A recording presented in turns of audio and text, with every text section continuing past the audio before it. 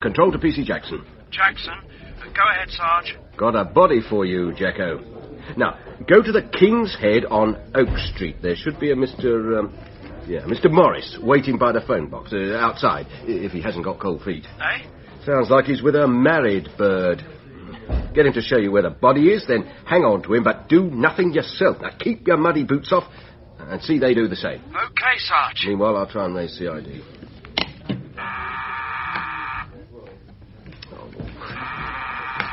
Here, Jimmy, where's Inspector Thomas? Zipping about playing Kojak. Eh? Had a call through direct a while back. I reckon it's a tip on those break-ins. Didn't say nothing to me, just nips off sneaky-like. Yes, wants to keep his snouts to himself. That scrubber. He's welcome to it. What do you want him for? Stiff on the common. Throat cut. Nice. Yes, I don't have the strength of it yet. Just had an informant on the phone. The boy wonder should be with him by now. I'll handle it. Yeah, I thought you had a dinner party tonight. That's right. Couple of Maureen's boring friends. They'll start going on about the decline of capitalism. Puts me off my grub, that. They never say what happened to football. Yeah, it'll be a bit lonely for you out there. The socko's off on the job, too. You ever known a scene of the crime officer where you want him? You organise a photographer in the trimmings, and I'll give Maureen the sad tidings. OK, Jimmy.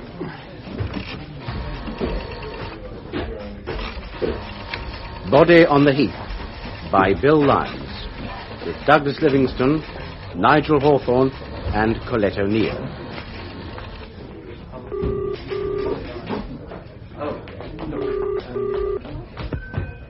Hello, love. Hello. Oh, Jimmy, did you get the wine? Yeah, but something's come up. Oh, no. Sus death. Don't know the strength yet. Well, can't someone else? Don't you read the papers, Mo? The force is seriously undermanned. Are you telling me it's so bad the Met hasn't got a single detective sergeant to spare bar you? Scouts on her. Liar. It's just you don't like John and Margaret. Well, what are you doing for grub? Oh, I'll get a sandwich from the canteen. You save us a bit of that cheesecake, though, won't you? You'll be lucky. I'll try not to be too late. You want to be careful. They might still be here. I'll drop the wine in on my way past. See you, love. See you, Judas.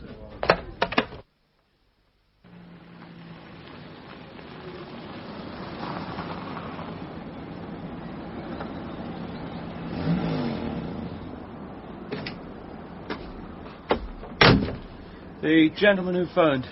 Officer. The lady's gone, Sarge. Opted, eh? Well, you can't blame her if her husband finds out. Yes, I think we got the picture, sir. Are you going to take us to this body, then? Oh, I suppose I have to. It's this way.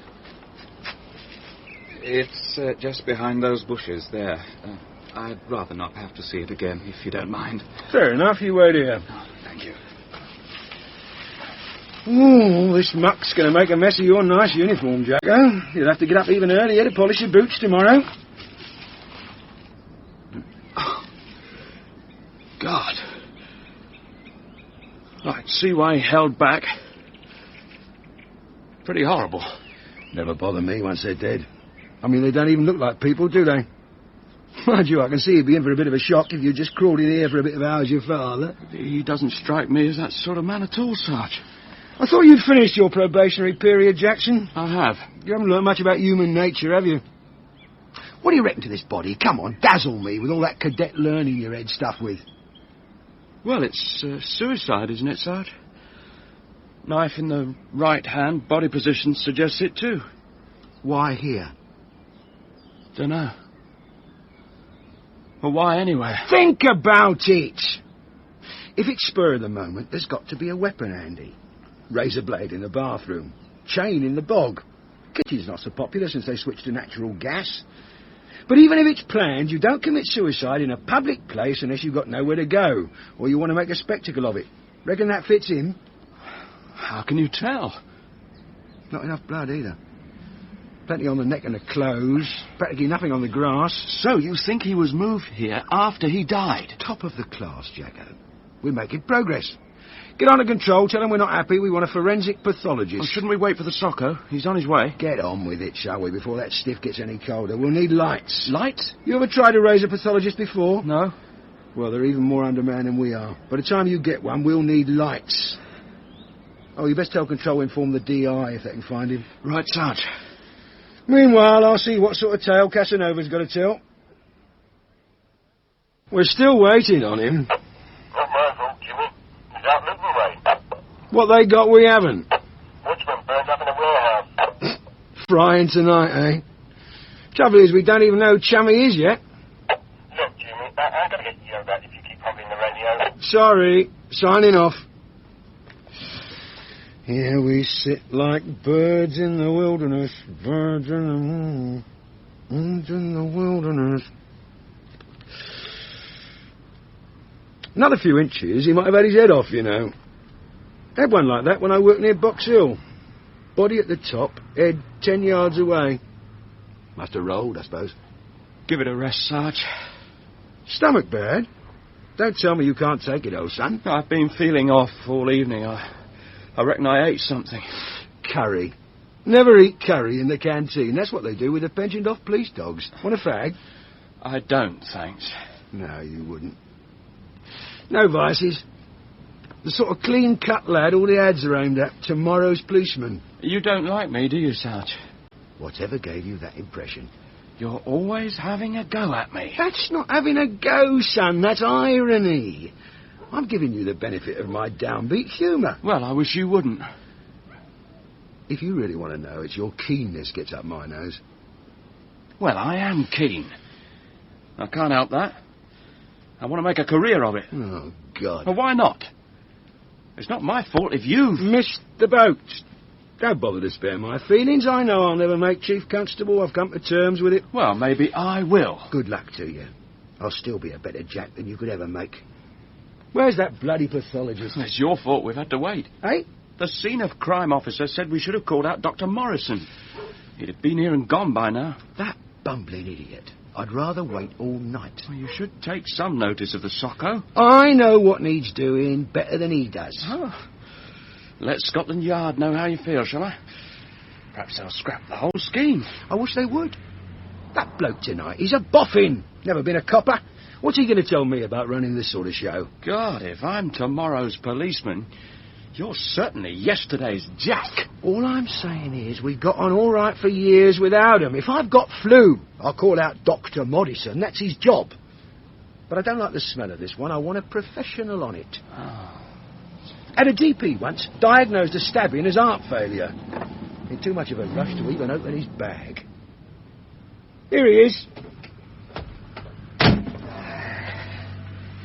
Yes, trying to read.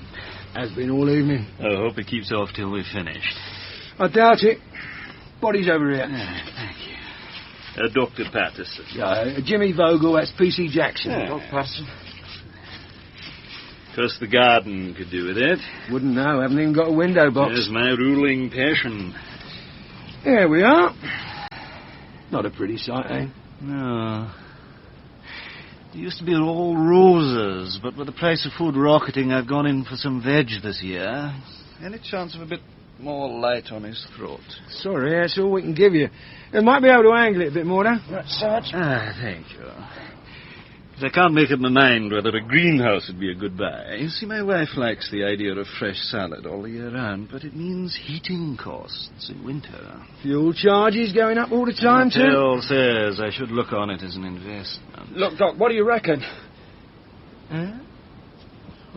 Is it murder? Well, give me a chance, lad. Don't mind him, it'll be his first. Biggest crime he's had so far was 20 fags at the machine on the corner. Eager beaver, eh? I just feel we've wasted hours already. If it is murder, we ought to be out and doing something. Put yourself in my shoes, lad. I've driven 60-odd miles to find you lot waiting on me like the word of God. All it needs is for me to say there's no crime and everything's switched off and we can all go home to bed. But a murderer might be getting off scot-free. Exactly. But if I say it's sinister, you'll pull out all the stops, cancel leave for a few dozen blokes, launch appeals on television, the wax. I've got to be certain.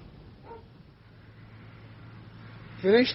All I can do here. I've been dead 6 to 10 hours. It's a queer one. That's what I thought. If it was just the cut, I would have said suicide. It's a classic incision. It begins high on the left, passes down across the front and ends at the right. Deeper at the origin, then tails off. All consistent with a right-handed person having cut his own throat. And here's Chummy conveniently placed with a knife in his right hand. Yes, just the one clean cut, though. So? That's unusual. It's not an easy thing to commit suicide, especially like this. Not many people could do it in one go. You'd expect smaller, tentative incisions at the top of the wound. where he tried but chickened out. Maybe he had more guts than most people. Well, maybe. That wouldn't explain the bruising, though. What bruising? Back of the neck, shoulders and ankles, no vital reaction. So it was done after death? Certainly. Which means there was another person or persons involved. He was dragged here. So, you were right, Sarge. And I'd say he'd been jammed in a confined space before that. Car boot? Oh, possible. Right. Likely. So wherever it was done, someone didn't want him found there.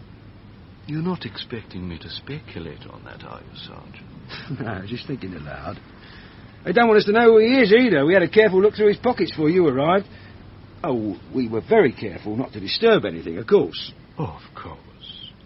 Nothing. Not even a bus ticket. Hard luck. I don't suppose you've got anything for me? Not yet. I'm more hopeful after I've got him on the slab. His teeth look well cared for. I'd appreciate anything, otherwise it's pages of missing persons. Right, needle in an haystack job, that I'll is. do my best. Recent sexual activity? No. Booze? Well, no sign of it. He was wrapped in something for a time. Sheet, maybe. There are fibre particles in the blood around his neck. Well, we should stand a pretty good chance with witnesses anyway, Sarge. You reckon? Well, there's always plenty of people on the heath, walking their dogs, courting couples. It'd be hard to dump a 6-foot parcel without someone seeing it. Don't you believe it. People see what they want to see. You could dump a corpse on the high street and no one would notice, provided you didn't do it on a yellow line. Shouldn't we be getting on with it, Sarge? You're right. Get on to control. Tell them the doc's confirmed we got a serious crime on our hands. Cry havoc and let slip the dogs of war. Eh? It's an old police expression, son. Means your boots will need soling and healing before the week's out.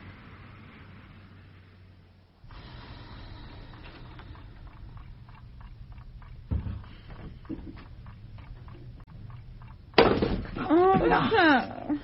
Sorry. Didn't mean to wake you, love. Oh, what time is it? Late. Oh, God almighty. But now you are awake. I'm not. Do you want a sandwich? Hmm? I felt a bit peckish. Made myself a couple of rounds. No, thanks. Did you get anything to eat tonight? Forgot all about it. Oh, and you wonder why you're so constipated. I'll leave off. You put me off my grub. How was dinner? Oh, okay. Oh, I left you some cheesecake in the fridge. I know. Had it on the way up.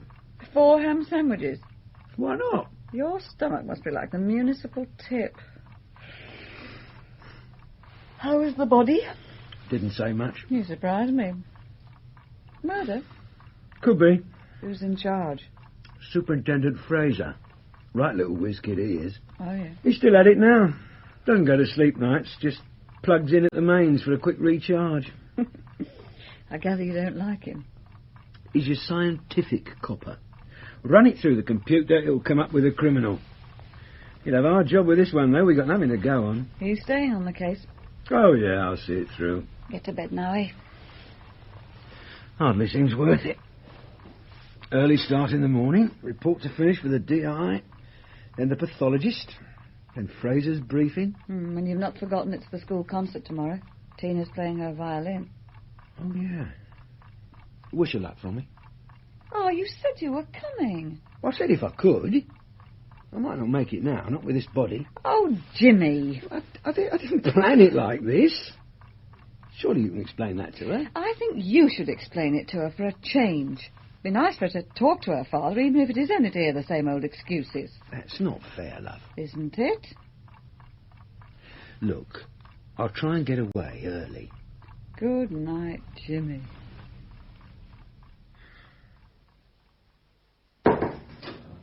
Morning, Sergeant. Or is it afternoon? Sorry I'm late, sir.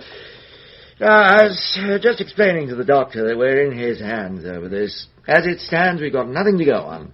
And we can't afford the manpower for a real blanket inquiry, especially when I imagine suicide hasn't been entirely ruled out. Well, as a solo effort it can be, but suicide with the complicity of a person or persons unknown is still in the running. Fair enough.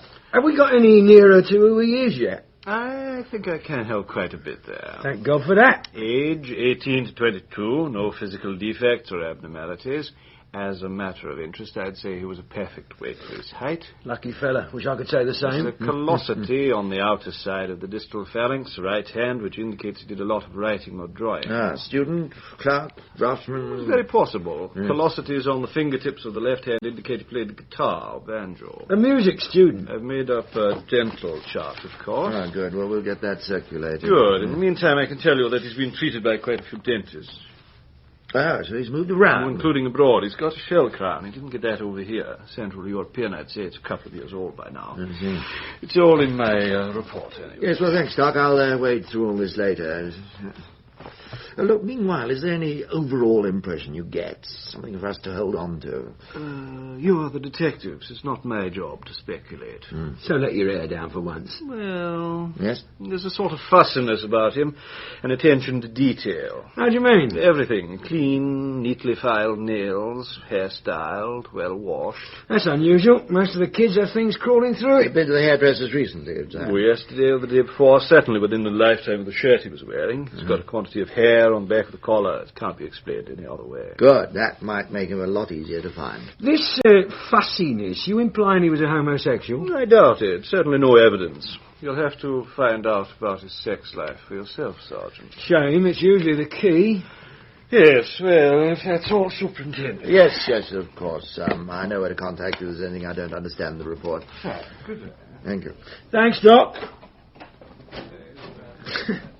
Funny job, isn't it?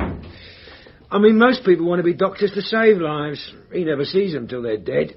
Still, we'd be in a bad way without him. He's given us a lot of help. Now, where do we go from here? The nearest boozer. Look, if we're going to work together, you're going to have to learn something about me. I don't think there's time for humour on a serious investigation. Yes, sir. Sorry, sir. Right. Where now? Dentists, hairdressers, colleges of education, polytechnics. Landladies. The principals will have lists of where the students board out. That sounds like a lot of legwork, doesn't it? Yeah, that's the one thing your computer doesn't seem to have mastered Now, yet. don't resent machines, Sergeant. They can take a lot of the slog out of the job if you use them properly. Maybe. You don't like them, do you? My old DI used to say, if you want to catch villains, you've got to have a nose for it. I've not seen a machine's got one yet. Yes. Well, take your nose down to the canteen, fetch us up a cup of tea. I've got to get ready for this briefing. Right, sir. 12 o'clock in the parade room.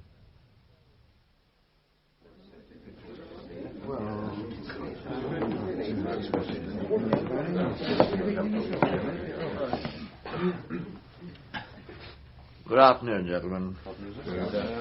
Now, you've all been given background to this investigation, so I won't go over all that again. I can update you a little, though. I've just been handed a lab report which shows that traces of another blood group besides the deceased's were found on the knife. Now, I don't want to speculate on the significance of this yet, but you'll probably have a few ideas of your own. Now, I don't think anyone here has worked under me before, so if we're going to sort this out quickly, and we'd all like that, then you do best to learn about me and the way I work. You may have heard that I'm a bit of a bastard.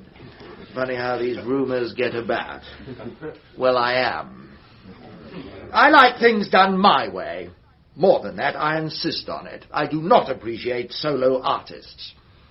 Every piece of information on this job is pooled, whether I get it or the newest constable on the beat. It'll be put on this chart here, in the appropriate column, until we've built up a picture not just of the deceased, but of how he died, and, if it was murder, who killed him, and the place it was done. D.C. Matthews? Yes, sir. It'll be your job, under my direction, to keep it up to date. At the moment, it's mainly blank spaces. The rest of you will be starting to put that right today with some old-fashioned legwork. Yes, Sergeant Mann. Yes, sir. Now, to details. WPC Hobbs, PCs Jackson and Springett. You'll be working the Heath under the direction of Sergeant Barnes. Yes, sir. PCs Francis and Thomas and Sergeant Mann. We'll be touring hairdressers. Gillard, Stevens and Makepeace on dentists. Right. DC's Fairbrother and Derwent will be covering colleges and polytechnics. Sangers and Pacey's student digs, all under the direction of Sergeant Vogel. Sir. Now, let's just get one thing straight before we start. I'm not sending you out for the exercise and the good of your health. This case is extremely short on facts. Every detail may be important.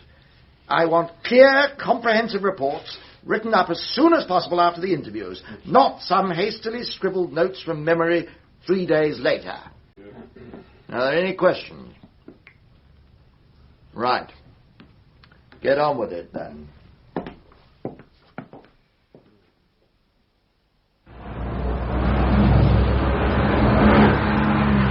No, I don't think so. Never seen him before. When are you not going to do something about vandalism? That's what I want to know. Well, personally, I'm getting fed up with these students. They're supposed to give you a term's notice, but they seem to come and go just as they please. Their rooms are like pigsties.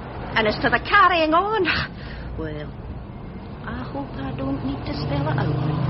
Sorry, I'm afraid it all looked like to me. Oh, yes, He looks just like that pop singer. What's his name? Well, I always like to help the police. No? Sorry. Yeah.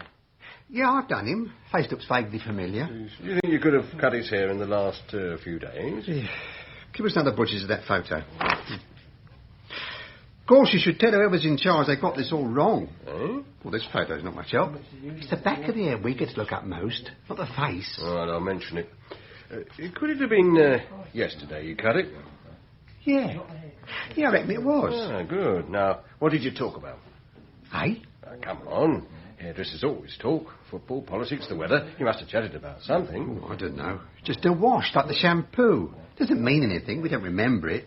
Just to keep the customer happy. Try and get a picture in your mind. Now, which chair was he sitting in? Oh, I don't know. Well, try. Over by the door. Ah. And he didn't talk, not at all. I tried, but he didn't answer, so I gave up. It was a lot like that. He was preoccupied with something. I wouldn't know. I'm a hairdresser, not a psychiatrist. Was that any help?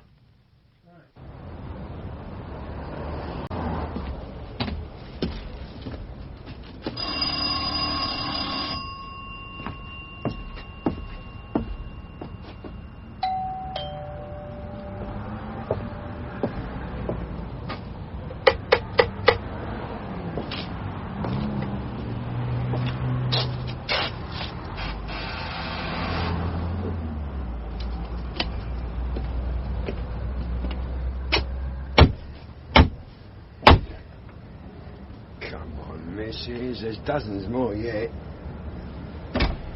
Yes? Oh, Detective Sergeant Vogel, Hawthorne Road Police. Yes? Do you think I could come in? What's it about? You have a student lodging here, a Mr. David Simon. No. Typical. Secretary of that art school said you had. Mind you, she hardly seemed to know what day of the week it was. Well, this would be the address she's got. You see, he was staying here, but he's gone now. I see. When did he leave? Yesterday morning. You got a forwarding address? I'm afraid not. He obviously didn't tell the college either. No, just didn't turn up. This would be a lot easier if I could come in. Very well. Thanks. Would you mind coming into the kitchen? I expect you'd like a cup of tea. If you're making one. You're lucky. Get the sun in here. Yes. This won't take a minute.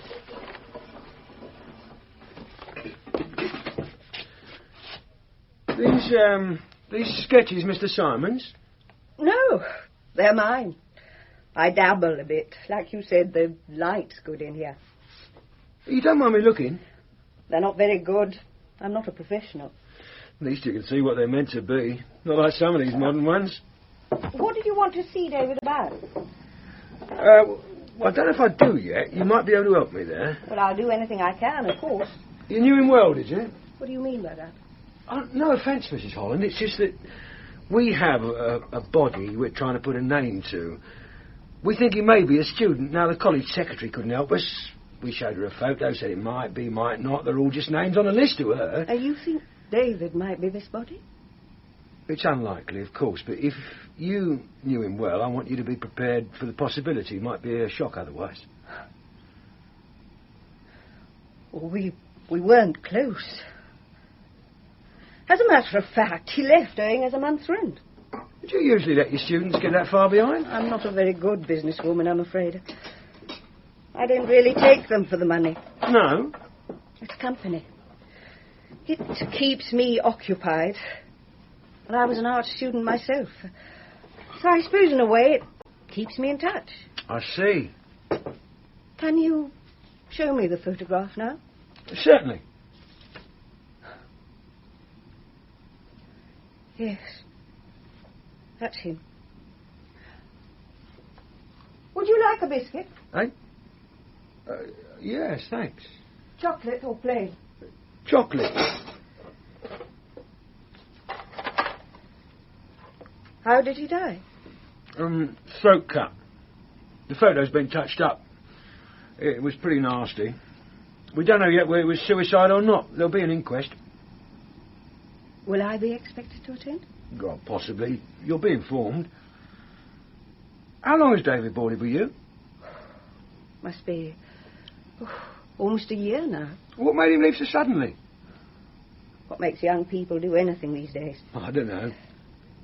We thought it might have something to do with his girlfriend. Perhaps he'd moved in with her. You don't happen to know her name, I suppose, where she lives? No, I'm afraid not. I don't encourage students to bring their girlfriends back here. And in fact, it's one of my only rules that they shouldn't. I see. Oh, I'm not a prude, you understand. It's just I don't wish to be attacked by some neurotic woman from the provinces who blames me for her daughter's pregnancy. Very wise. Would you have any objection to me looking round his room? Oh, not at all, but I doubt it'll be much help. He took everything with him, and my husband started making a playroom for the children in there. We decided not to have another student. They're far more trouble than they're worth. Milk or lemon, Sergeant? Annie Vickers? The fuss taking up art? Or is this a raid? Just like to ask you a few questions, love. What's it this time? Pot or politics? David Simon. You know him? Of course. What's he done? He's dead. You mean murdered? And why should you think that? I got 6 O-levels. I'm smart enough to know you'd not be sent round if he'd had a heart attack. David dead, incredible. We need to know a bit more about him. Who his friends are, what he did in his spare time. He's a funny bloke, David. Keeps himself to himself, you know. Girlfriends? Well, he used to buy presents for someone occasionally. You know, perfume, chocolates, really trad stuff.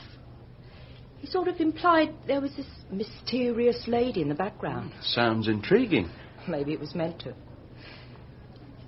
He got into a fight over her with one of the other lads once. Mm-hmm. Everyone said it was because his girlfriend must be married and he didn't want us to find out about her. This lad who got into a fight with him, what was his name?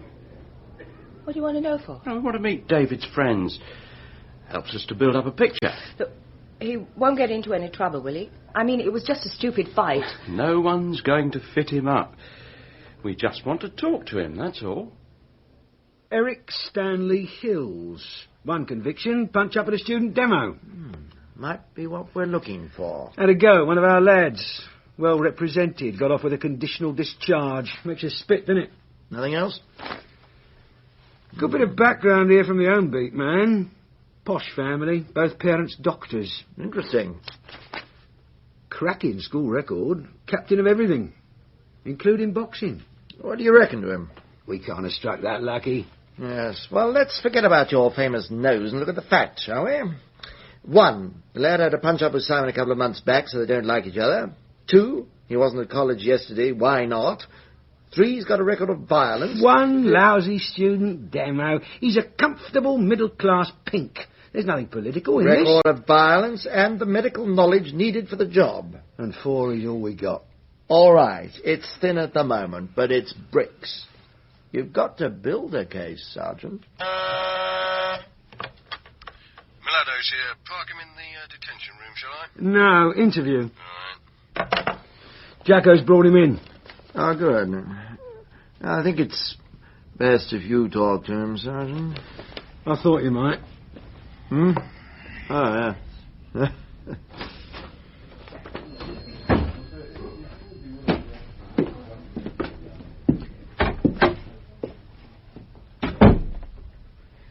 Said anything to you? Not a lot. None of it friendly. He doesn't like policemen, do you, Mr. Hills? Stuffed one up once. Get away with anything, can't you? Mummy and Daddy fix it. What are you on about? Must have been a choker when David Simon thumped you, you being leader of the pack. That must have spoiled your image. Made you want to get back at him? What? I don't understand. You're not kidding me. You were sorry to see him dead. Look, I think I'd like to go now. I've got a date tonight. I haven't started my questions yet. If you intend holding me here, I'd like to contact my solicitor. What solicitor? What's his number? Give me the phone book. We don't seem to have one in here. Just give me his name and number and I will contact him for you. I don't know it. Then we'll carry on with the questions. Look, are you charging me? What with? When I charge you, sir, I will, of course, inform you. I will also remind you of your rights as per Judge's rules. May I phone my family? I'm afraid not, Mr. Hills. This is a time of economy. We can't have you using the police station phone for your personal calls. My dad will know the solicitor's number. What a pity he isn't here, then. Where were you yesterday afternoon? College. No, you weren't. We checked. I did go in, but I left early. Why? I had a migraine. So where did you take it? You weren't at your digs? I went for a walk. I thought it might clear my head. How long did this walk take? A couple of hours, maybe 3. I didn't notice. 3 hours? You must be fit. Where'd you walk to? Gatwick? Just around. I told you I was trying to clear my head. Did you see anyone on this walk who could confirm it? No. Not in 3 hours? And after that, I presume, your head had cleared. What did you do then? I went to the pictures. On your own? Yes. Got the ticket stub? I'm trying to give them up. OK, tell me about the fight you had with David Simon. What fight? There's more than one, then. What? No. Let's take the one everyone knows about first, the one about his girlfriend. Oh, well, it was nothing serious, just a misunderstanding. A misunderstanding? Yes, you see, he never used to have much to do with girls at college. Too shy, maybe. Well, I used to joke with him about it. Just good-natured, you know. Oh, yeah, you're a real comedian. And then one day, after we finished classes, I was taking Annie Vickers for a coffee. We decided to cut across the Heath, and it started to rain. Hey, there's someone who's not bothered about getting wet. Eh? David Simon, over there in the open. Hey, David! Oh, come on. Let's stay undercover. He obviously doesn't want us to see him. Oh, don't be so unsociable. I want to know what he's up to. Meeting his girlfriend? Or boyfriend. You don't think he's gay, do you? Anyone who doesn't try to chat you up, Annie, must be a bit suspect. Flattery will get you anywhere. Hello, David. What are you up to? I just came out for a walk. We thought you might be meeting someone. Just a walk.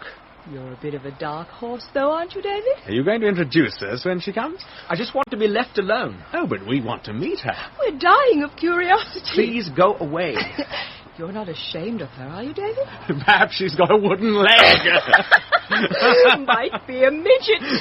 Oh, no, I think I got it right first time. She is a fella, isn't she, David? A ginger beer. A pufter. Look, I told you to clear off. Hey, let go of me. I'm fed up with you and your grubby jokes. Some people's minds can reach a bit higher than the lavatory chain, you know. It was a joke, David. I didn't My mean... private life is my business. Understand? Yeah. Look, calm down, David.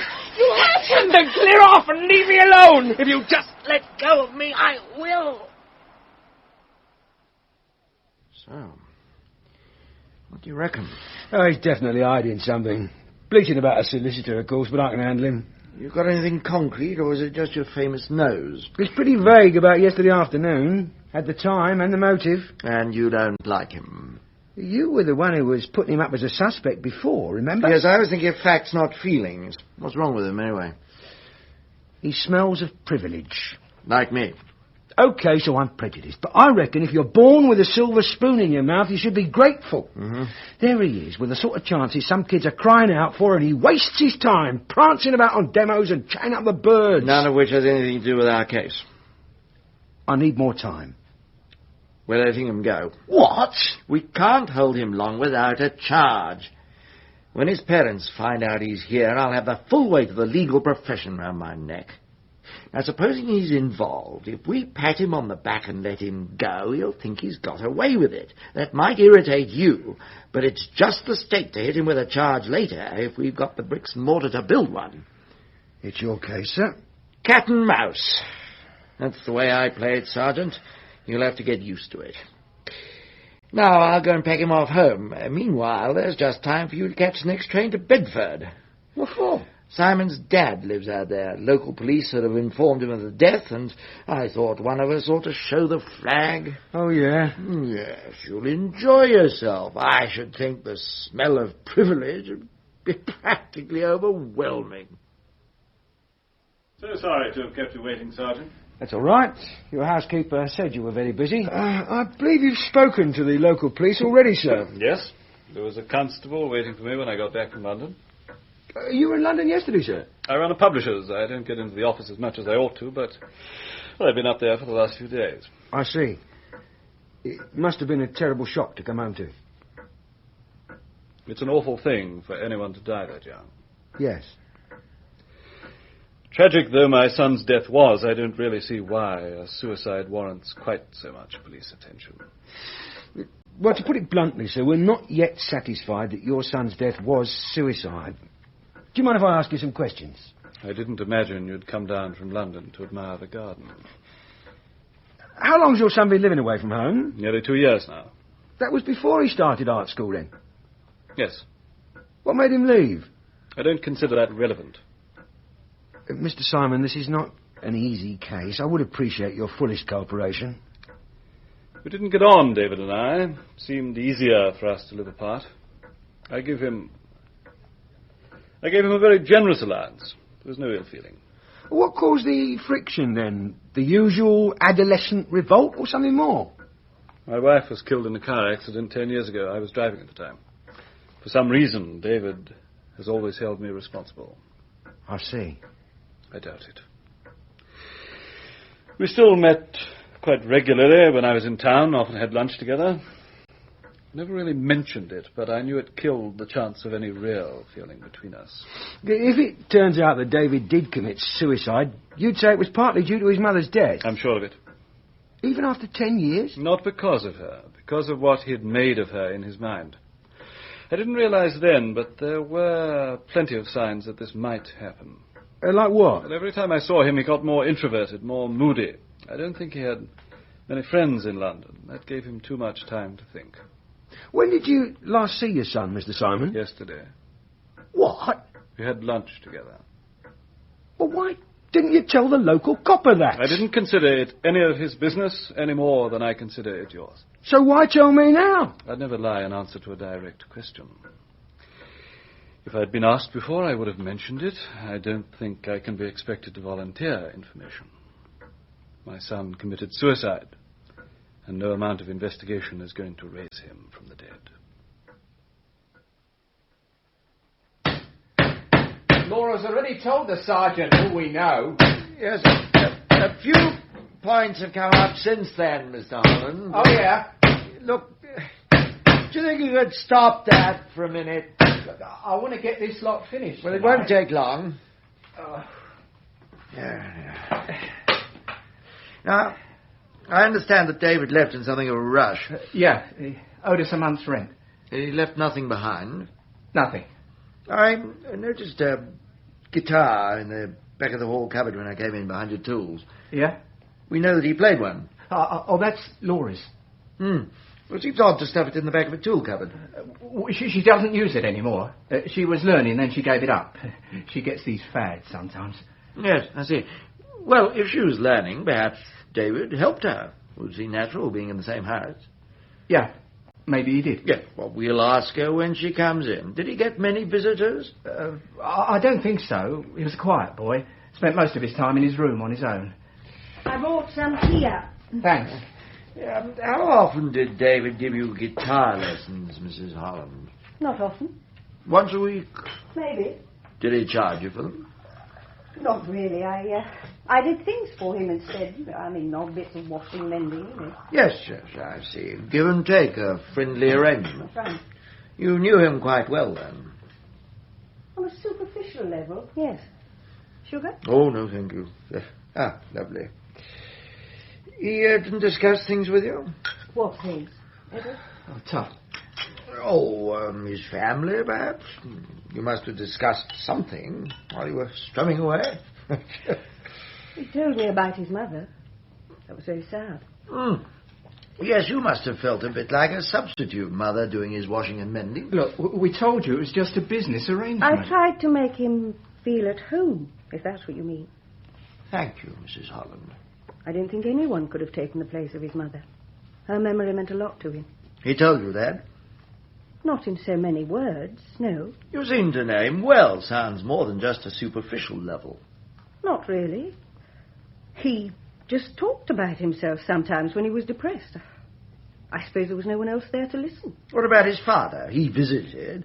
Why couldn't he talk to him? He was the last person he talked to. He hated him. Ah, well, he seemed to be building up a picture of a quiet, lonely boy who finds it hard to communicate with people. How come he can talk to you? Because I've got more time than most. I'm a good listener. Aha. Look down this road when you leave, Superintendent. Rows of houses containing rows of housewives, all reading Barbara Cartland novels and tending their gardens or learning pottery making. I study people.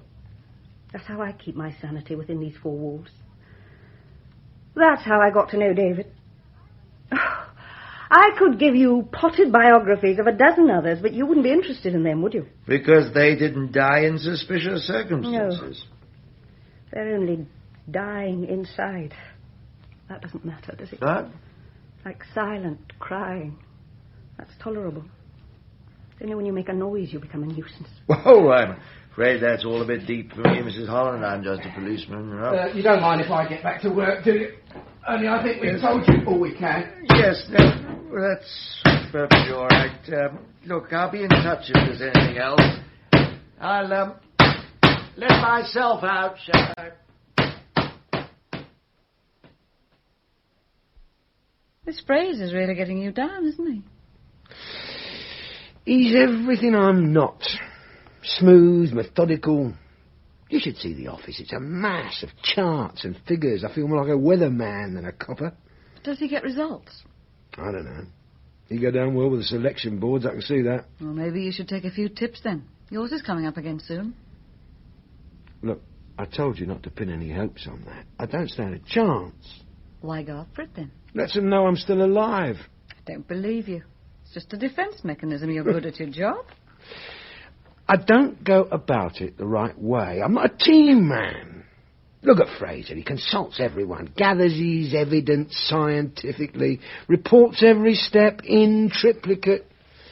But he wouldn't know a murderer if he fell over one, not till he'd weighed him and measured his fingernails. He brings it all down to facts and figures. If X equals Y, then Z is the villain. It's a science to him, with logical answers. Whereas we know it's an art, don't we, Jimmy? I know I'm out of step, but I can't even pretend to do it his way. Then don't. What about that washing machine we could afford on an inspector's pay? Oh, I've lived without it so long, a year or two more will make no difference. Why do you put up with me? Have to. I know I'll never change you. Here we go again. All right. Now, I've asked you here this morning so I can review the progress and lack of it on this investigation so far. Let's get back to our chart. Easy Matthews. Sir? We've established the identity of our body, and we now know some of his movements on the day of his death. We know he packed up and left his digs in the morning. We know he went to the hairdresser's and then on to lunch with his father, both, as far as we know, without his suitcase. What happened to it? P.C. Jackson, you were checking the left luggage lockers at the station. Nothing there, sir. Aha, so that stays blank. Lunch, according to his father, was uneventful. He noticed nothing unusual about his son's manner. Apparently, the boy didn't even mention having left his digs. However, it must be noted that Mr. Simon was less than helpful to the local police and didn't tell us about the lunch until Sergeant Vogel interviewed him the next day. So an independent witness who was near enough and nosy enough to have overheard any of their conversation at lunch would be a godsend. Sergeant Vogel, you'll cover the Bell Jar restaurant. Sure. Now, the main point I want to make this morning is that we mustn't let this get cold on us. Our best chance for results is now, while it's still fresh in people's minds. Someone dumped that body on the Heath, and someone must have seen it done. Find them. PCs Jackson and Springett will continue their interviews there, and try to look a bit more enthusiastic. After all, we do pay you a boot allowance. Yes. All right. Now, we've made a good start, but there's a long way to go. What happened after lunch? His father assumed that he returned to his digs. Mrs. Holland says he never went back there. So where did he go? To friends? If so, we don't know who they are, and that's the major area still uncharted. The only person we know who really talked to him ever was his landlady. There may be others. We know he bought presents for someone, even fought for their honour. The landlady, girlfriend, boyfriend, if she or he exists, and I'm assuming she does, then someone has seen them together. Even if she's married or he's a homosexual, I don't believe you can carry on an affair totally in isolation from the world. So hawk that photograph round pubs, clubs, restaurants, bars, the usual run, and find her or him for me. Sergeant Mann will be organising details of that. Sure. Finally, this is not a spectacular investigation. It won't attract press or public interest. It's expensive in terms of time and manpower. And I'm already under pressure to release many of you to other investigations. Now, I would like to feel that we can make some sort of breakthrough before I have to bow to that pressure. That's all. Thank you. Thank you, sir. I'm afraid we're closed, sir. Detective Sergeant Vogel, Hawthorne Road Police. Something wrong? Not really. You know this lad? Yes, just he comes in here sometimes. With an older man. His father, I think. That's it. Mr. Simon? 10 out of 10. When were they in last? Oh, a couple of days ago, maybe? Tuesday? Yes, Tuesday. Who served them? I did. They were over in the corner there. I do all the tables on that side. Were you busy? Not especially, no. Always slow Tuesdays. I wondered if you might have overheard some of what they were saying. Well, nothing wrong in that. I mean, I often listen to other people's conversations. A couple of girls behind me on the bus this morning. What they said made your hair curl. I couldn't tell you exact words. Anything would help. I think they were having a row. Yeah? I'm a father myself. 2 teenage boys. I don't look old enough, eh? No. It's not the easy thing bringing up kids. But if there's trust between you, well, I tell mine to do something and I know I've got good reason. About Mr. Simon? That's what I'm telling you. He didn't know how to handle the boy, see? Oh, yeah? Like I said, there was a row. About a woman, aren't they all? I didn't hear much of what they said, but the boy shouted, "It's my life and it's none of your business." What? That made me look up. Yeah, it would. Then the father said, "It's my money, though, so you can forget the whole idea or forget your allowance." Something like that. Of course. That was the worst thing he could have said to him. Eh? You don't threaten a boy that age, especially not with money. They've got too much pride. Besides, they still think poverty is romantic. So, what happened next? Oh, the boy got up and walked straight out. Didn't even bother with his trifle. The father shoved some money in my hand and races out after him. Another mistake. Why? A father should have dignity. How can he have dignity running down the street after a boy half his age? You've been very helpful. Any time. What happened to them? The boy's dead. Oh. It's a rotten job being a father. Yeah. See ya. I just want to be allowed to forget about David. Don't you understand that? I don't mean to be insensitive, sir, but I'm leading an investigation into a serious crime. Now, if you'd been frank with us in the first place, I wouldn't need to be bothering you again now. It was just a row between father and son. Nothing to do with your case. I'll be the judge of that. Who was the woman you were arguing about in the restaurant? I don't know. You were shouting about a total stranger, then? It was the first time I'd heard anything about her. I thought it was just going to be our usual lunch in the bell jar. I just don't know why we come here.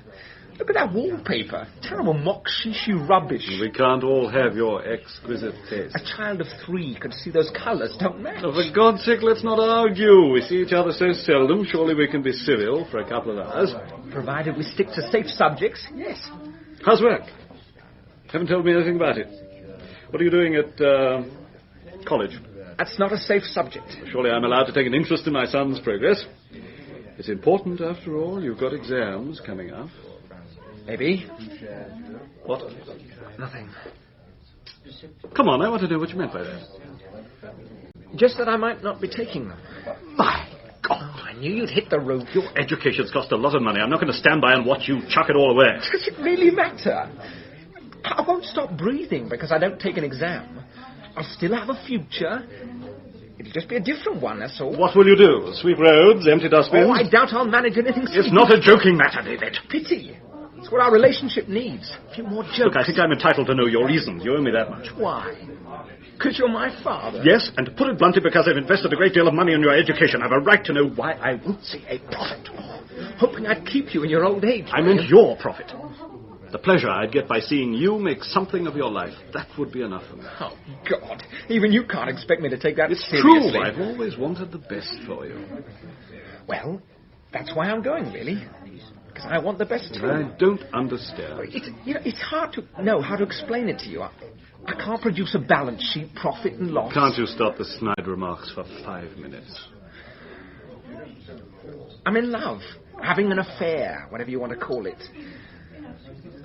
We want to be together, but circumstances make that difficult. You mean she's married? Oh, you've got that disapproving look on your face. I've seen that look ever since I was in nappies. I just think you're a bloody fool. Thanks. I suppose her husband's found out. You've got a way of making everything sound sordid. You'll have to give it up. We're going away together. I forbid you to go anywhere. Don't make me laugh. If your mother were alive. Look, it's my life and it's none of your business. One treats Melbourne and one tries. Ah, thank you. It may be your life, but it's my money, so you can forget the whole idea or forget your allowance. Stuff your allowance! Have it! Your bill. Yeah, that'll cover it. Oh, take that. David? You were pretty angry. I think I had every right to be. What happened when you caught up with him? I didn't. I hurried down the high street, but he got on a bus before I could catch him. What number? 93, I think. Back to the station? No, the other way. I see. Any idea where he might have been heading? To the lady, I imagine. When you were interviewed before, you said you were sure your son committed suicide, but from what you told me, he was in anything but a suicidal frame of mind when you last saw him. He was in a highly emotional state. But determined, not despairing. Well, it's obvious what happened. She changed her mind. You know what these little suburban housewives are like. All she'd have been interested in was the sex. Of course, David believed it was much more than that. It would have been a terrible blow to him. Well, maybe. I admit we didn't get on, but I knew David better than anyone. He was an innocent, a romantic. People thought I bullied him. Maybe I did, but it was for him. His own good. How do you mean?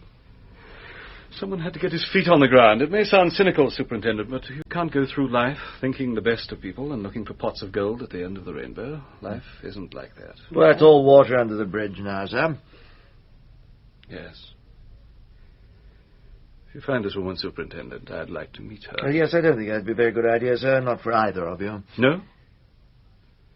Perhaps you're right. Better to forget.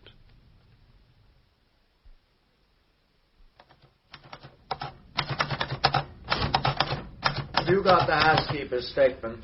Yes, I'm afraid it's not finished yet. Just got a bit more to type. Does it agree with his version? More or less. She reckons he was home about 8. If you don't mind me asking... Yeah? What's all that lot in the box for? It isn't Lifeboat Day, is it? They're for the map. Each colour represents a different person, or the same person at a different time of day. Helps me to get a clearer overall picture. Really? Yes, it'd do you good to get a bit of method into your work, Jimmy. I don't know how you can find anything in this pigsty. You making any progress? We also serve who only wear out boots. Well, don't keep it to yourself, then. Well, apart from our body, it was a pretty average day for crime, Tuesday. Handbag snatch, couple of indecent exposures and a TDA. Exciting stuff. It's the taking and driving away that might interest us. Mercedes. Good-sized boot on a Merc. Also favourite for joyrides. Dumped less than a quarter of a mile from where it was nicked and about as close to the body. What's the connection? An old dear reckons she saw him leaving it. Looked like students, she said. Boy and a girl. David and his girlfriend. No way the description could fit, but it could have been Hills. Jacko's gone to fetch him. Yeah, it would explain why he gave us all that toffee about clearing his head and going to the pictures. I told you he was up to something, sir. Well, we'll see what forensics have got to say about that Mercedes. I've already fixed that, sir. Yeah. Off your own bat. Surely teamwork shouldn't stop me using my initiative. You're supposed to check with me before tying up expensive personnel or equipment. Forensics are overworked as much as we are. But you just said that Yes. Well, this time you were right. Next time, check. Sir. In the meanwhile, take that initiative of yours down to Putney Garage. Hey? Try and find the conductor of the 93 bus Simon took after lunch. He got on in the High Street. Where did he get off? Sir. I'll see to Mr. Hills when they bring him in.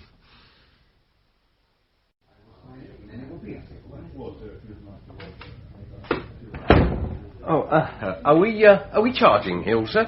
Only for the TDA. Fingerprints match. Nothing to do with our body, though. Just a bit more paperwork. Yeah. Well, Chief Superintendent Morgan's been on again, sir. Asked if you'd ring him back. Yes, I know what he wants. More men. Yes, he's after that bloke who's been interfering with the kiddies, isn't he, sir? Yes, I believe. Yes, well, a lot of the lads are family men, sir. They want to see him nailed. Yes? Yes. Well, just if you're not making much progress, you might be able to release a few more to him. I'll make that decision when I'm good and ready, Sergeant. How was the bus station doing? Not a lot of laughs. Conductor didn't remember him then. They had a party last night. One of their wives had triplets. All they seem to remember is wetting the babies' heads, and that's pretty hazy. Let's go to the office.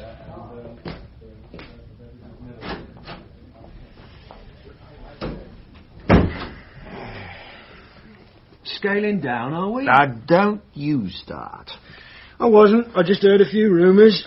I know that catching that flasher's important, but so's this, and we're still getting useful stuff in. Look, Springett found a kid on the Heath spotting car numbers. His mum says he was there Tuesday. Notebook full of registrations. Don't suppose he put the times by them, did he? Yeah, OK. So it's not much, but it tells us who was around. More flags on the map, eh? Anyone we know? Hill's Mercedes. Oh, so it was him who nicked it. Oh, just a red herring. We've dealt with that already. A couple of petty villains, we're checking them out now. Mr. Simon's Lagonda. On his way back to Bedford? Yeah, and Holland on his way back from work, I suppose. It's a start. So, let's look at what we've got. Sore feet. I think we can rule Hills out now. When he wasn't impressing his girlfriend by nicking the thing, he was probably screwing her on the back seat. How about Dad?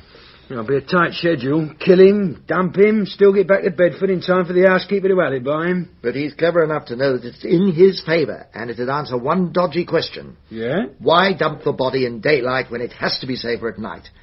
Simon would have to, or he'd be back late enough to cause suspicion. Oh, God.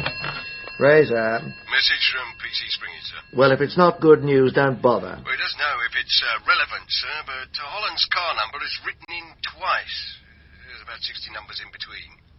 You sure it was on the same day? Oh, yeah. The kid's very meticulous. Always starts a clean sheet every afternoon. Great. Get him to buy the boy some chocolate when he gives back the book. I'll pay. Righto, sir. One bit of bad news as well. Yes? Message to ring the ACC. Thanks, Sergeant. Well, Jimmy, sounds like I'm going to be leaned on from on high.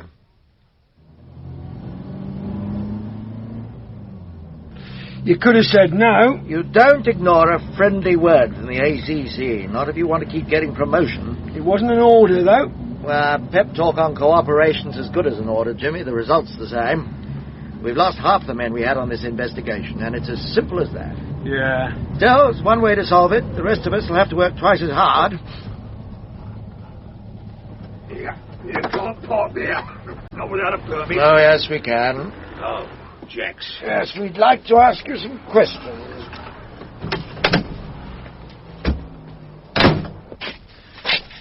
You on duty Tuesday? I'm on duty every day, Squire. Mr. Holland. What about him? What time did he leave Tuesday? Usual time, 5-ish. Is it possible he could have left during the afternoon and come back again? Well, I'd have seen him, wouldn't I? You're here all the time? Yeah. How about lunch? Well, I've not gone long. Sandwich the drink over the road, half hour at most. Who's in charge of the car park then? I leave the gate up and people know where to find me if there's an emergency. So there's no one here? But that's the only time you're away. Yeah, well, apart from the usual, that's all. Hey? Well, I have to go to the lavatory, don't I? Everyone does. And where's that? Main building. Oh, that's another 10 minutes more if you stop for a smoke. How many times do you go Tuesday afternoon? I don't keep records of it. If he had a few beers lunchtime, there'd be time to drive a Centurion tank in and out without him noticing. All right, I don't know if he went out, but there's something I can tell you. He had a visitor. Who? Young lad. Never seen him before. Have a look at this photo. Yeah, that's him. 93. Stops just down the road, too.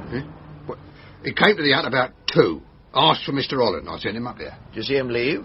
No, but I went to lunch at 2:30, you see. What's all this about? Oh, just routine. Where's Mr. Holland now? Room 213, main building. Take the lift to the second floor, and it's the first door on your left when you get out. Sure. Here, do you want me to give him a ring? Tell him you're on your way? No, thanks. We'll let it come as a lovely surprise, eh? That blue Zodiac's Holland's car, isn't it?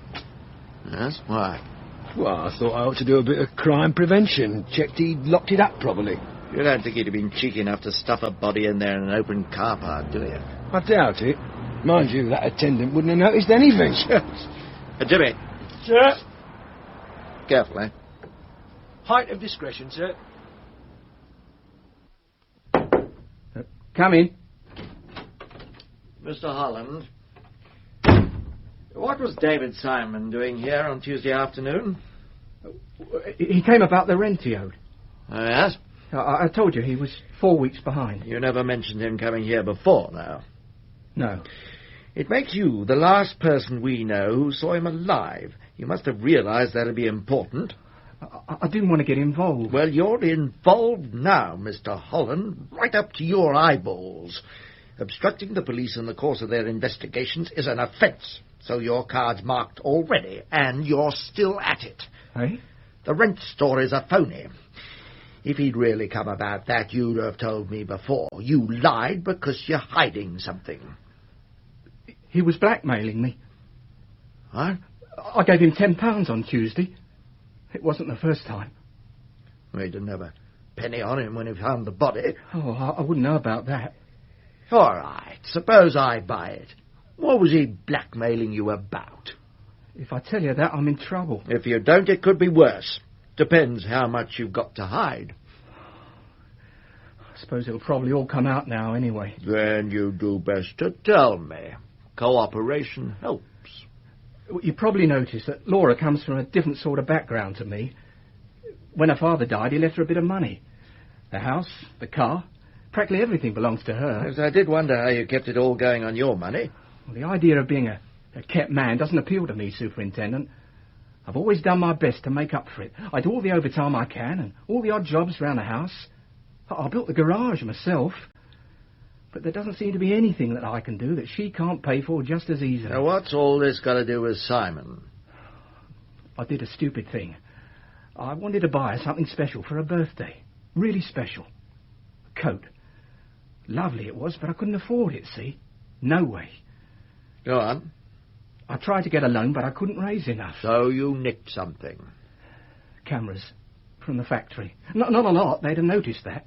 Just one at a time. I was very careful. No one's even missed them yet. Where'd you sell them? A bloke in delivery did it for me. The trouble was, I got to thinking he was making more out of it than I was. Greed. That's what always blows it. I just wanted enough for the coat. Offer one to David. It was a mistake. He put the black on you? Threatened to tell the firm. But why should he move out? Surely he was best off in your house, where he could keep an eye on you. No, he was too shrewd for that. I sometimes took them home, you see. He didn't want to be that close to stolen property. Look, I was the one taking all the risk. He just took most of the profit. That why you killed him? Oh, I didn't kill him. No. You won't mind us going over your car, then. Doesn't really matter if you do. I reckon we've got enough for our warrant now.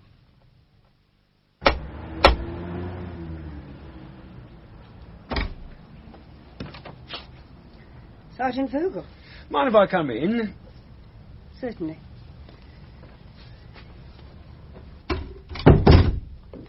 Superintendent Fraser asked me to call. He didn't want you to worry about your husband. Why should I be worried? He'll be a bit late back. He's helping us down the station. Do you mind if I smoke? I'll get you an ashtray. Oh, doesn't matter. Been a bit warmer today, isn't it? What do you mean, helping us? Hey? Helping us with our inquiries. Isn't that what policemen say before they charge someone? Sometimes it just means helping. What about this time? He'll probably be in a bit of trouble about some cameras. What cameras? The ones he nicked from work. I don't believe you. He's admitted it. We've checked at the factory. There's 3 dozen missing. Why should Edward steal anything? It doesn't make sense. Look around you, Sergeant. We're not exactly in the bread line. That's got nothing to do with it. I've worked this patch a couple of years now. It may be full of respectable middle-class families, pillars of society, but scratch the surface and they're as cruel, avaricious and downright dishonest as anyone else. You don't like us very much, do you? The Mortlake Mafia, we call you. You shouldn't judge by appearances. Because we live in faceless suburban streets doesn't mean we've all got souls to match. I don't know much about souls, madam. I've got this arrangement with the vicar. I'll let him handle the souls and he leaves the villains to me. Should I come down to the station? I imagine Edward could do with a bit of moral support. Well, it's up to you, madam. Could mean a lot of hanging around. It's fairly straightforward, surely. If he's admitted it, all you need is someone to bail him out. Maybe. There's another matter to deal with first. Yes? Did you realise your husband was being blackmailed? What? Nothing spectacular, just a few quid at a time. Mind you, I suppose that's a lot of money to a student. You mean David? Who else? Edward told you that. Are you saying you didn't know? Of course not. Don't you believe me? I don't know if I believe him. That's the trouble with this case. I don't even know the rules yet. Rules? Well, it's all a game, isn't it, to someone? I'm sorry, I don't understand what you're talking about. It's rather hard to take all this in at once without having to cope with riddles. Yes, of course, madam. It must have been a shock. Would you like me to get someone to sit with you? Neighbour, perhaps. Just till you've calmed down. No. I've got to face up to it sometime. I'll arrange a babysitter for the children, then I'll come down to the station with you. Edward needs me there. Right, Mr. Holland. I've read your statement. It seems to correspond fairly closely with what you told me this afternoon. Normally, I'd just ask you to sign it, and it'd be used as evidence, but before you do that, I think I should tell you that I've had the forensic report on your car. It's pretty damaging. There are blood and fibre traces in the boot that prove quite conclusively that David Simon's body was stowed in there. There's even a bit of his hair. We'll also be making forensic examination of your house and office. Now, I want to be fair to you. In the light of this evidence, do you still maintain that this statement is a true and honest recollection of the events of Tuesday afternoon? No. Do you wish to sign it or have it used as evidence? No. Start again, then. God, what a mess. Did you kill David Simon? Well? Yes. Why? I told you, he was blackmailing me. You did it to get him off your back? It started out just a few quid, like I told you. Hang on a minute. You're getting this down, aren't you, Jackson? Yes, sir. Yes. I'm so sorry. Do carry on, Mr. Holland. Ah, what do you think? Toffee. Pure Everton toffee. Yes, there are a few things that don't add up, I know. But he was confused by then. He told me so many different stories, he probably didn't know what was true himself. You're never going into court with it, not even on a guilty plea. If he changed his mind, we'd be left with egg all over our faces. There's the car boot. No arguing with that. OK.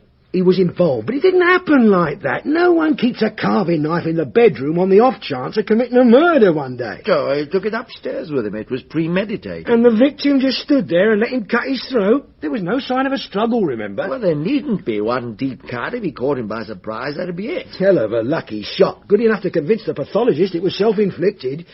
You don't really believe it, or you'd have charged him. All right, Sherlock bloody Holmes. What's your theory? What does your famous nose tell you? Let's start with his mystery woman. Has to be Mrs. Holland, isn't it? It's Probably. obvious. She'd never let him have another bird in the house. We can't find anyone who saw him out with one, so it's her or she doesn't exist. Well, we can't be that certain. After all, she's old enough to be his mother. Good point. We know he was obsessed with his mother, so he turns to her as a substitute. Well, even if it's true, it just makes a better motive for Holland to bump the boy off. Not only is he blackmailing, he's screwing his wife too. It still doesn't fit. Oh, what's wrong now? He's not a blackmailer. He was quiet, shy, bookish, child almost. Now all of a sudden he's Jack the Lad. Well, he beat up Eric Hills. That seemed out of character too. Yeah, I thought so too at first, but it wasn't. It was chivalry, like an old-fashioned knight in armour fighting for his lady's honour. Gosh, that's a bit fanciful, isn't it? So was he. That's what his father didn't like about him. Now, there's someone who'd make a blackmailer, but not David. He wasn't interested enough in money. You really think you know him, don't you, Sergeant? Yes, sir. I understand people. It's computers that leave me baffled. OK, Jimmy. I'll back your nose. Eh? I'll give you a couple of hours with both of them and see what you come up with. Now? No. Go home, get some sleep. Try it fresh in the morning. Thank you, sir. We've got the cameras as a holding charge, and you can take it from there. Sir. You'd better not let me down, though, when I've got a confession all signed and sealed. Eh? Good night. Oh, I wish you wouldn't smoke in here. The smell hangs in the curtains for days. Sorry. Look, I don't know what you're worrying about. It shows Fraser trusts you. Maybe. Well, perhaps he's not such a bad bloke after all. Doesn't cost him anything. If I make a mistake, it's my fault. If I don't, he gets the credit. And it's not worth losing sleep over. Especially as you've got a big day tomorrow. Come to bed. What do you mean, big day? But it's your selection board in the afternoon. Bloody hell, I'd forgotten about that. Oh. Well, I had your suit cleaned. Thanks. And I've laid out a clean shirt and tie. You'll look every inch the go-getting young inspector. Pity about the bags under your eyes. Occupational hazard.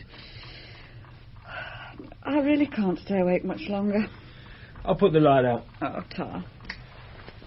Night, Jimmy.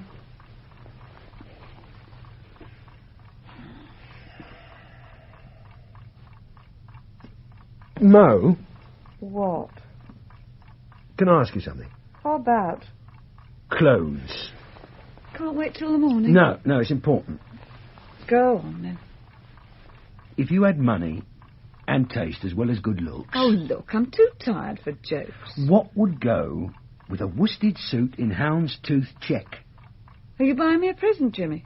Because for that sort of money, there's plenty of things I'd prefer to a wool suit. No, it's not for you. Well, who are you buying it for? I'm not buying it for anything. It's just a question. Now, what accessories would go with houndstooth worsted? Well, black court shoes, matching handbag and gloves, maybe a hat to round it off. How about a chiffon scarf, pink with blue dots? Hardly. Sure? Well, practically anything goes in fashion these days, but it's not what you'd call tasteful. That's what I hoped you'd say, because she's certainly got taste. Thanks, Mo. Any time. I'll come to bed now. Hello, Laura. Dead.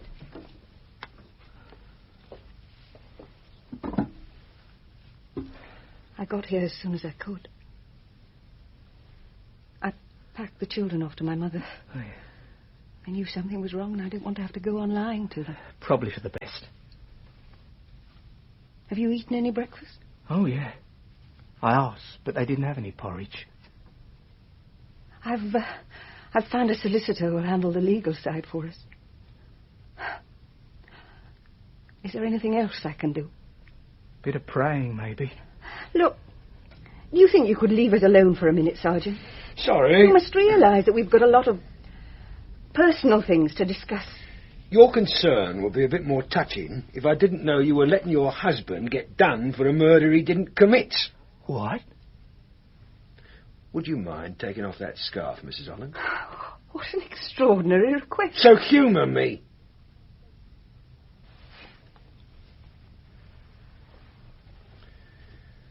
Thank you. Could you tell me how you got those scars on your neck? It was him. He did it. That what she told you? I'm glad it's come out, really. I made up the blackmail story to protect Laura. I thought you'd never believe it was self-defence after we dumped the body like that. So try me. Laura and David were having an affair. I knew nothing about it until he came to see me that day. He'd been trying to persuade Laura to go away with him for ages. But she's always refused because of the children. And you. Yeah, well, anyway, when he found out about the cameras, he thought it'd make her despise me enough to make the final break. Well, that's what he came to tell me. It seemed pretty hopeless, but I decided to follow him back to the house and try and persuade her to stay. I managed to slip out without anyone noticing, but by the time I got there, it was too late. He was lying dead on the floor, and Laura's throat was cut. God almighty! I'm all right. I'll be all right. What happened? I'm staying with you. I told him I wouldn't go. He just went mad. Oh, he's dead. It wasn't my fault. I don't want the police and everyone here. I couldn't take that. It'll be all right. It was self-defence, we'll tell him. No. He'll be dead. We've not got much time. What do you want me to do? The children will be home in a moment. They mustn't see you. I've got to get you to a doctor first. No, I've told you I'll be all right. Get the sheet off the bed. Look, you'll probably need stitches in that cut. Don't be stupid. A doctor will have to ask questions. Do as I tell you. But you're losing blood. Wrap that thing in a sheet. We'd never get away with that, Laura. Well, tell him I did it. Well, after all, it was my fault, really. If you hadn't been loyal to me, if you had gone away with him, it wouldn't have happened. We won't tell anyone anything, don't you understand? We don't have to. Once that thing is out of the house, it's all over. He moved out. We don't know where he went. You've got that. But they'll find out. The knife in his hand. Wipe the handle first. That's it. Now, clear his pockets. They might not even trace him back to us then. Yeah, I suppose it's worth a try. We can do it, Dad. We don't panic if we just stay calm. I put the body into the boot of the car. I think I was planning to leave it there till dark. But when I was driving past the Heath, I saw a van being stopped by a policeman. It was stupid looking back on it. It must have been for speeding or dangerous driving. Or maybe the driver was just asking the way. But somehow at the time I was sure the police were stopping everyone. I turned onto the track that runs across the Heath to avoid him.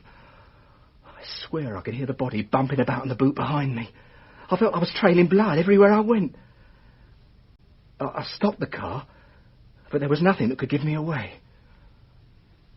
I stood there sweating. It was like a nightmare. Me, Ted Holland, the most ordinary bloke you could meet, stuck with a dead body in my car. I opened the boot and chucked him behind some bushes. In broad daylight? I panicked. I'm not your professional criminal, Mr. Vogel. Like I said, I'm just an ordinary bloke. You nearly got away with it, too. All right, take him down, Jackson. Okay, Sarge? I'm sorry for all the trouble I caused. Yeah, so am I. I'll see you later, Laura. I hope so.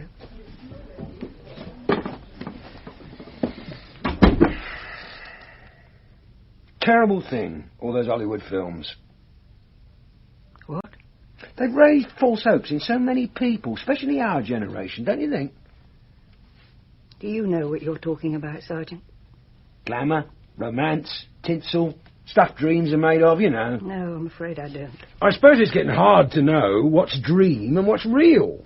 Ted wouldn't understand. Like he said, he's just an ordinary bloke. He couldn't see you've always been waiting for the hero to come riding up on his white charger and take you off into the sunset. Trouble is, it's meant to be a fantasy, isn't it? It's very inconvenient when he turns up and really wants you to go. I think this is in rather bad taste. Not as bad as the blackmail story. That wasn't Hollywood, that was old British B-movie. What is it about the truth that frightens you so much, Mrs. Holland?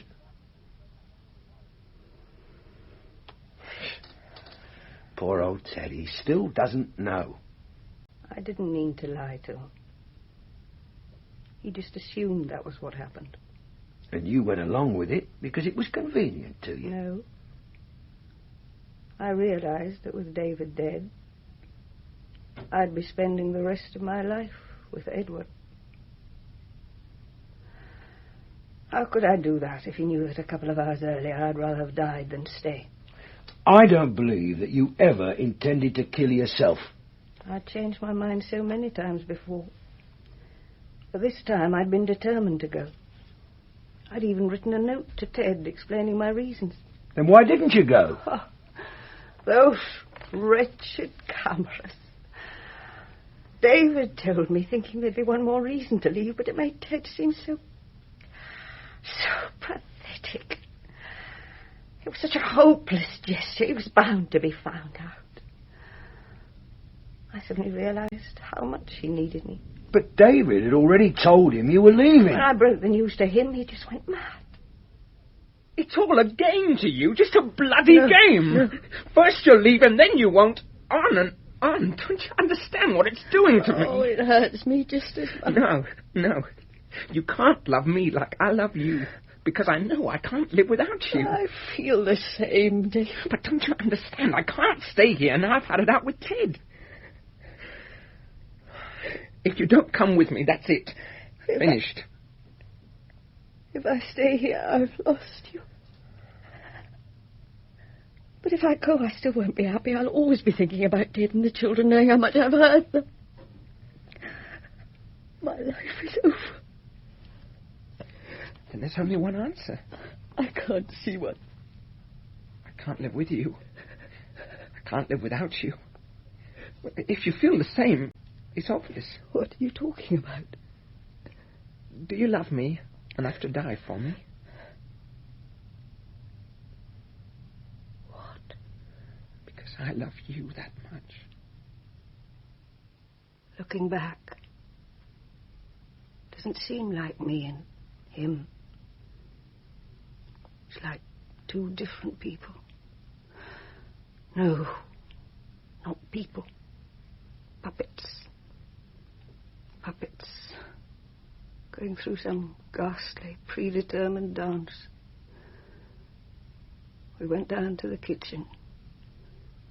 He took the knife from the drawer.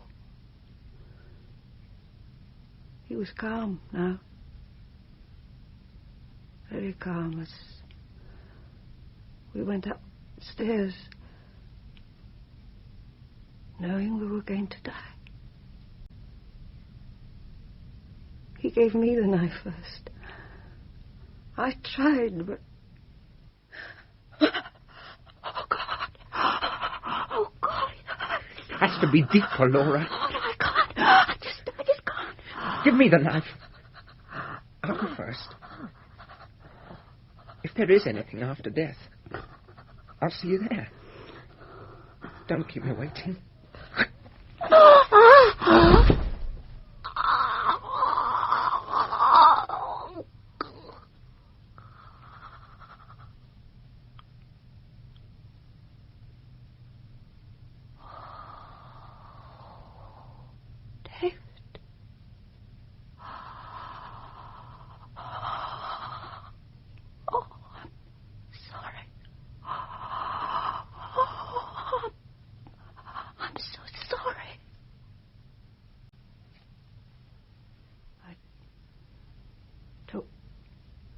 From his hand. The deep down I knew I was too much of a coward. I seemed to be staring at it for hours when Ted came in.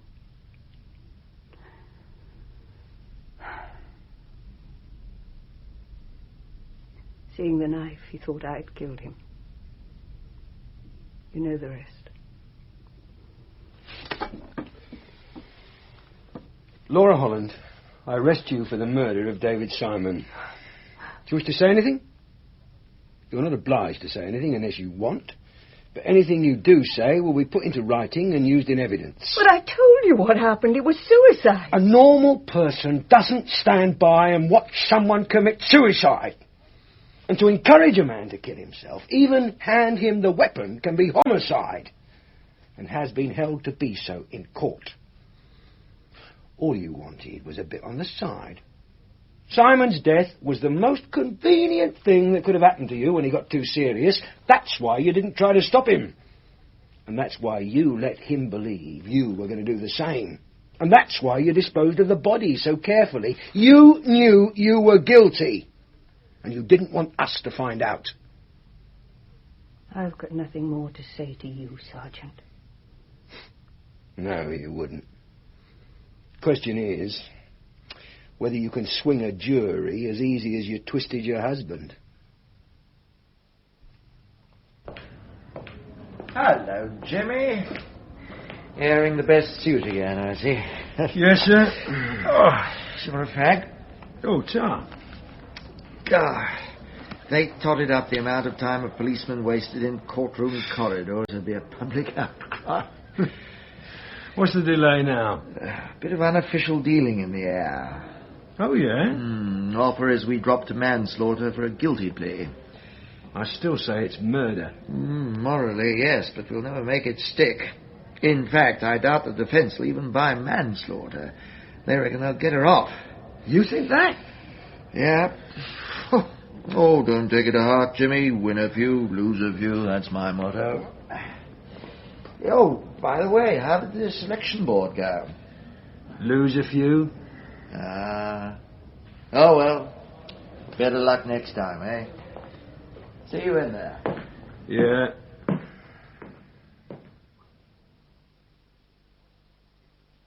In Body on the Heath by Bill Lyons, Detective Sergeant Vogel was played by Douglas Livingstone, Detective Superintendent Fraser by Nigel Hawthorne, and Laura Holland by Colette O'Neill. Edward Holland, David Graham, David Simon, Stephen Pacey, Mr. Simon and the pathologist, Bruce Purchase. Maureen Vogel, Diana Bishop, Annie Vickers, Valerie Murray, Eric Hills, Christopher Bidmead, P.C. Jackson, Michael Harbour, and the Sergeant, Walter Hall. Alan Dudley played the waiter, the hairdresser, and the car park attendant.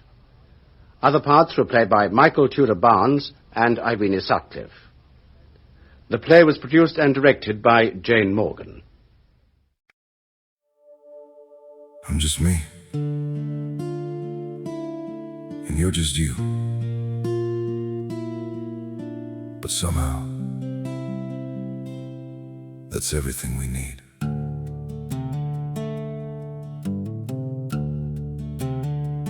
I don't have a perfect story, no shining crown to wear,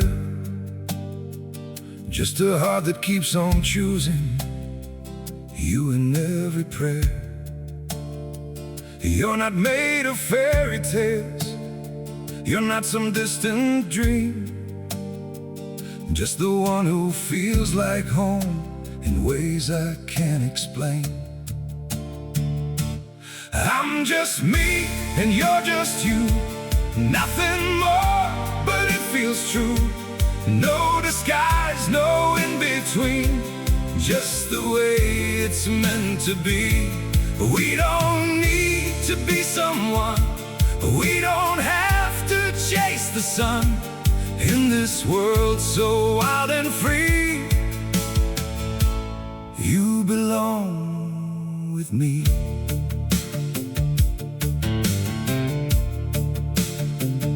We're not written like a story people talk about for years. but in every quiet moment, you're the one I feel so near. I'm just me and you're just you, nothing more, but it feels true. No disguise, no in between, just the way it's meant to be. We don't need to be someone, we don't have to chase the sun.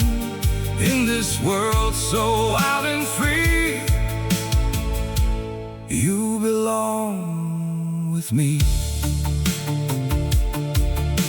Maybe we're not perfect, maybe we don't shine, but if you stay beside me,